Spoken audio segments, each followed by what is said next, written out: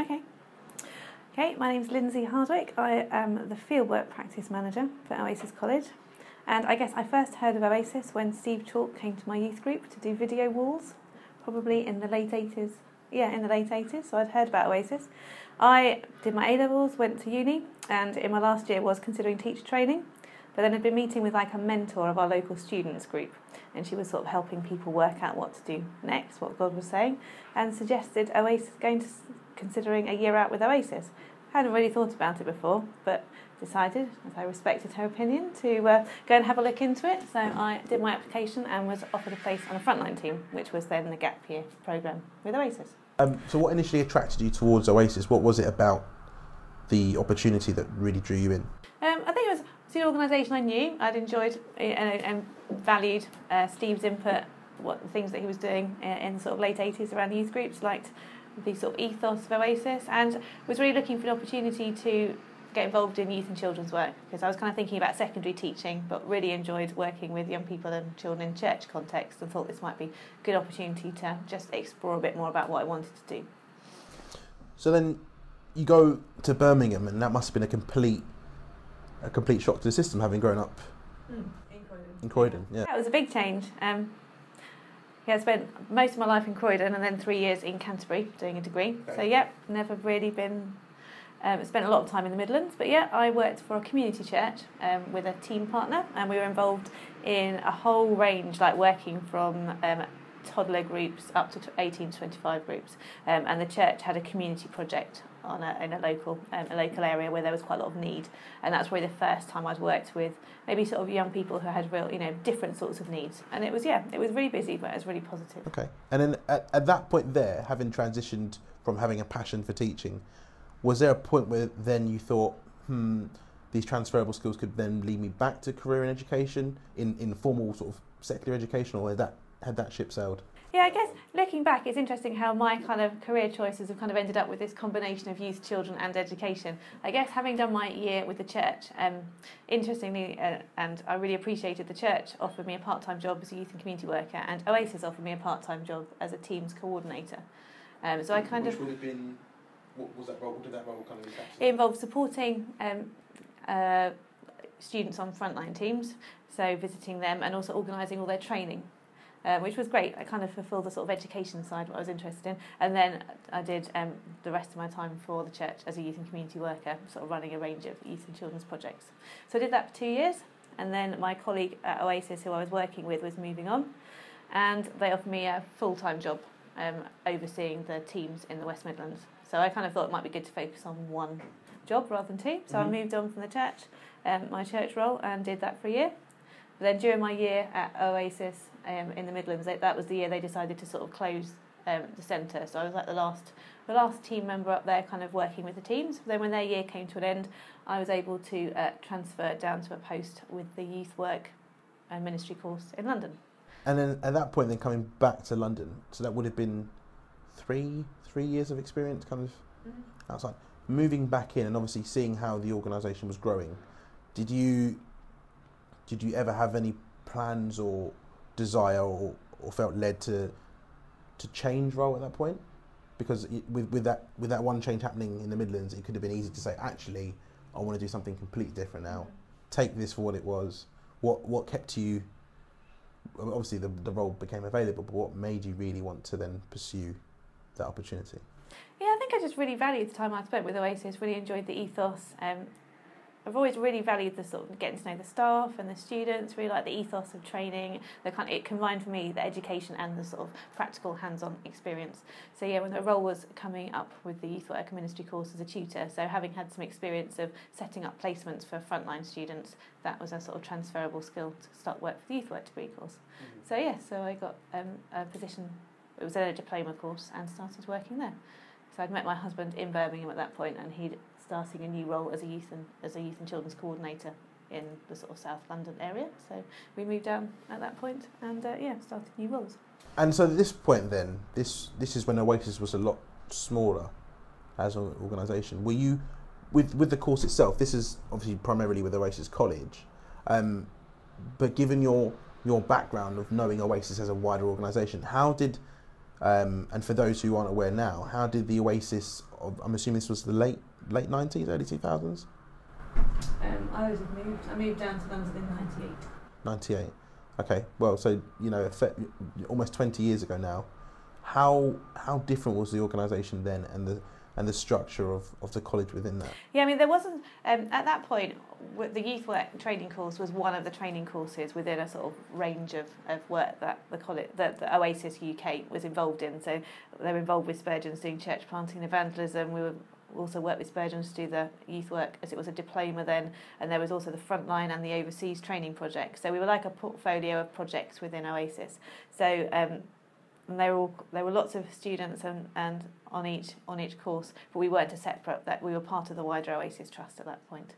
And then I guess you have a great opportunity with the years of experience that you have to look at how things have changed for the students. So for those students who are maybe considering, 21, 22 years old, considering their options and wanting to pursue a career or fulfill a need within youth work or within ministry or within sort of youth work training at that stage, was the educational landscape a lot different for them? I think in the late 90s, the need for more formal qualifications in youth work was only just starting. I had lots of friends who were youth workers who pursued that as a kind of vocational calling but without training, and saw the challenges that brought on them, and certainly the huge number of hours they worked with maybe not so much support. And I think it was a real positive change in having youth workers that are more qualified and more trained and more supported, and I think it's enabled them, instead of only doing youth work for 2 or 3 years, to actually see that as a lifetime calling and actually being able to pursue that. So it was good to be part of that change. It was good to be able to really equip people and support people for their kind of career to come, and to support them. And it's great to hear what our students are doing now, and a lot of them do stay within youth work, youth ministry, go on to different roles, and it's exciting to hear that the course was kind of their first step to getting equipped for that. I guess the next question I want to ask is that, in 2016, or 18 years on from your time moving down here to work with the college, which it was formerly known as the college at that point. No, it's part of Oasis UK. It was just okay. So no technical term for Oasis College. Now 18 years on, we have such a wide variety of courses, even just purely at an undergraduate level, to have the 3 different strands of youth work and theology, church and community, and children and families, which are obviously have completely different needs and, in some respect, shared, but also different sets of skills that you need to learn over the 3 years. How these roles did exist back then, but how was it different in terms of the training that people received? I think there was some research done in the sort of early 90s, which really made churches consider the issue of young people leaving the church. I think that was a big issue that certainly in the mid-90s churches were considering how they could do to equip and resource and help resource people in posts to help young people see the relevance of church for them. So I think there was a lot of resources and a lot of focus on youth work, but I think as that progressed, then as people's understanding of actually working with children, the need for focus on children's work and also on broader community work, and churches linking with other churches and other local organisations to deliver work together, I think became more and more seen as really important. So I think that's why we kind of saw the progression from youth work training to then recognising the need to actually work with children and families, to see the whole kind of support, children and young people and families from an early age all the way through to sort of teenage years and into student life. So that, bearing in mind the change that happened, I'm assuming this wasn't an overnight thing. It was a gentle progression. At what point then, moving on from 98, did you start to see waves of change with regards to how we formally define the courses itself? I think the course kind of changed and developed, recognising sort of the needs and the changes of the sort of church environment. I think we went through the stage of offering non-professionally accredited training. Students had diplomas or degrees, but then when we launched the degree course was when we were one of the early courses to offer professional recognition through JNC as well.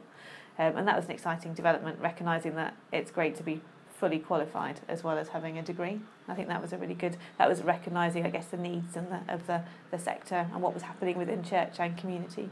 So what year would that been, just for the sake of those out there who may have a timeline and want to kind of piece together things have changed? I think we launched the degree in 2002. Okay. Well, 2001. 2001 must have been September 2001. So still 15 years ago now. And at that stage, when that course was accredited and was put out there with the validation from the JNC, was there a difference in the not, I don't want to say the calibre, that's not the right word, but the type of students that you had coming through the doors? Were they potentially more career driven rather than calling led? I don't know if that's a fair thing to say, but you know, some people would assume that a more formal qualification would then lead for those who are looking for the transferable skills and thinking more long term. Yeah, I think it's interesting. I think one of the dialogues that happened at the time of bringing in kind of professional endorsement was, is it possible really to marry up training as for people who really want to be a youth minister, so their pure focus is about evangelism and discipleship, with maybe people who have a focus on maybe broader community work, working with young people at the margins, working with young people who maybe wouldn't come into church. And I think that over the years, hopefully we've demonstrated that actually it's a really good core training for both. That actually, as a church-based youth minister, you need to have a really good understanding of inclusion as well as all the kind of practices and policies. And I think the training helps people who've got both kind of, I guess, senses of career path or career calling to really progress. And I think it's a good foundation for work with young people, whether you want to do that primarily within a church or within a Christian organisation, or we've had students go on to be chaplain at young offenders institutes and much broader roles than just church. And so I think it's a really good foundation. Sure. And with that in mind, moving on from when you launched in 2001, you've seen the pool and the offering diversify even more with the launch of postgraduate courses, PhDs, and also some more professional development courses. Obviously from your perspective and your role, focusing more on the placement side of things, but still being within the sphere, how do you feel that has also helped to develop people's skill sets? Yeah, I think it's really helped people to see a role with youth or children or community work as a long-term role, because you can actually do qualifications to support your learning from level 3. Oasis supported me to do a master's in youth ministry and theological education, when there are other master's courses available through Oasis and obviously different colleges. And I think it really helps people to see that it's actually a long-term thing and that you can be supported in your growth and development. You can keep learning even if you've been in the sector for sort of 10, 15 years. And I think that's great, because I think at one stage, particularly youth ministry was often only a 2 or 3 year role before people went on to something else. But now, we regularly meet people who've been working in those kind of roles for sort of 20 plus years, which I think is really exciting. It's good to have some people who do this for a while and then move into other things, but it's great to have some people who feel committed for a long-term career as well. No, absolutely. And I think, looking back of the college being open now in some way, shape or form for 25 years, delivering professional training, do you feel, and this is talking more now for people in 2016, particularly higher education on a whole is going through a difficult time. People are looking for different options, and at the end of the day, the end goal for many now is a career or work. What would you say to those out there who are maybe considering studying youth work and theology or church and communities, or maybe even a professional development course, but umming about where will this take me? Will this give me the chance for, will I be stuck in a career just as a youth worker? Not that that's a bad thing, but will this just be my career for the next 25 years, or can I diversify? What would you say from your perspective? Yeah, I think any of our degrees are a good foundation. Some people will say in the sector long term, others will. And we've had people go through our courses and go on to be teachers or police people, or a range of different degrees, of which our degree was a good first point. So I think it's a good degree. It gives you a lot of practical experience alongside the studies, which I think then gives people transferable skills if they want to go into slightly different careers, or whether they want to move on in a sort of similar role for long term. And do you feel that that's something that is necessary now? Employment for many where we are, in South East London, is a struggle. But nationwide, people are considering the next steps. And I think an interesting point you mentioned there is the vocational element alongside the theoretical element, which is obviously is a key part of what Oasis does. Do you think that that's something that needs to, looking forward now for the next 25 years or so of the college, do you think that's something that needs to remain and to continue to benefit students, or is it something that may change as... I'm sure the nature of courses will change as kind of higher education changes, but I think nationally we sort of recognise that for people who want to pursue further study, a degree is a good first start for that, and it will just open up more opportunities in different areas if you've got a degree, I think, to start off with, but as we said, you can then use that to go into other fields as well. Having the 3 years means if you want to go into teaching or social work or other career progressions, at least you've made a start along that academic journey, and that can be a good foundation.